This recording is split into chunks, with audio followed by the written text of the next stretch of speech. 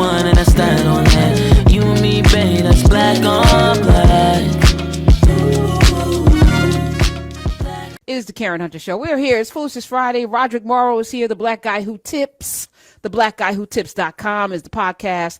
And Trae Crowder is here. He also has a podcast, The Liberal Redneck, and you can follow him at Trae, Trae, Crowder. Now, even the spelling, is that your birth name? Trae? Are you junior? No, I'm not the third. I didn't even know that was a thing until I started waiting tables and introducing myself to a lot of people. And people started asking me, like, are you the third? And I was like, why are you asking me that? And apparently that's the origin of the name Trae is it's like for people who are the third. But I didn't even know. The Trae is giving me black. Like if I know it. Like you had the opposite of a resume name. Like your resume probably been in the trash, right? A few times. Yeah. What's funny is to imagine that like that almost happened, and they find out like no, actually he's a white guy, and they're like, okay, we'll call him then or whatever, and then I answer with this accent, and then they just hang up and throw it right back in the trash. You know what I mean? but yeah, I mean, my parents just liked it, but I mean, you're right. I mean, I've only ever met or even been aware of maybe 5 or 6 other TRAEs in my life, and every other one of them but me was a black guy. Yeah. It's I don't know. I have a suggestion. And this could probably catapult your career. You should tell people you're black. 866-801-8255. Don't do that, Trae. Don't do that, Trae. You're gonna get messed up. Don't do that. Yeah, don't do that. Not in 2023. Yeah. All right. I'm just saying, some people work. You might could have got back. You could have. Man, I'm referencing so many old movies today, but you could have got away with that during the Soul Man days. But right now, absolutely not. Don't do it. Don't do it. All right. We're here with Trae Crowder and Roderick Marrow. I'm just curious. I want to do a little test since I have you here. And you're a liberal. I don't know what that is anymore. Like I don't know what it means to be. I mean, liberal redneck. I get the shtick of it.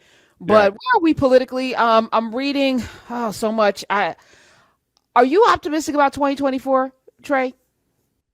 I mean, I probably shouldn't be, but I still because I should have been one of the main people screaming that Trump could and would actually win in 2016. And I wasn't. I mean, I was saying like people should take it more seriously than they did, but I didn't actually believe he would win then. I got punched in the face. You'd think I'd learn better, but still, if you put a gun to my head right now, I still think that he won't get reelected, but I kind of don't even want to say that because I am worried. Don't get me wrong, so not great. But what do we do with the white folk in this country? Because again, like 53% of the white women, 54%, 54% white women, and then more of them voted in 2020. Like more voted for him.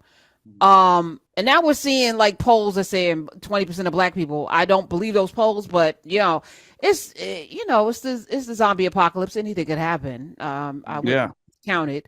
I mean, I'd like to hope. Go ahead. No, I was just gonna say, I'd like to think that all the abortion stuff, the Roe stuff and everything that's happened like since then, that maybe because that's been like some of the narrative is that's like pissed women off enough to make a difference in like the midterms and other elections that have happened and carrying over into 2024. But I mean, remains to be seen. I'm with you though, Trae, man. I actually feel I wouldn't call it optimism because I'm such a pragmatic person, but I feel like there's a lot of indicators that I think Biden can carry this thing, because in addition to how people are going to feel 12 months of these trials later, I think is because we're a year out. I think it's hard to prognosticate the feelings people are going to have next November because I think this stuff is dragging him down tremendously. I saw a rally. There was so much less people there because I think it's just not as like cool to come out for him. He has his core group of people, but it's not growing anymore, which is a bad sign for him. And then I think you're right about the off-cycle elections. These numbers are real. And off-cycle elections are people that vote that, like they care a lot. Like they'll definitely be voting next year.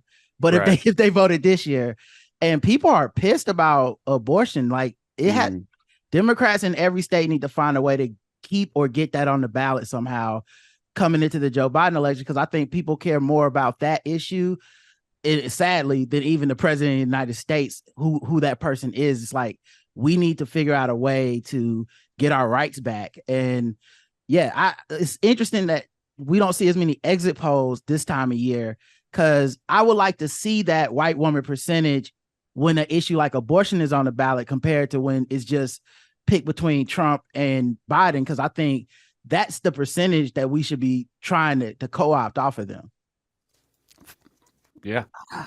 I don't know how to feel, if I'm being honest. At this point, I'm just watching and waiting. I don't believe Trump is going to be available to even be on, to be in the race. I feel like, I don't know what's going to happen, but I don't think he's going to be available in November. And then we're going to really see what was. There's going to be like a free fall. I can't wait. I can't wait, actually. 866-801-8255. So,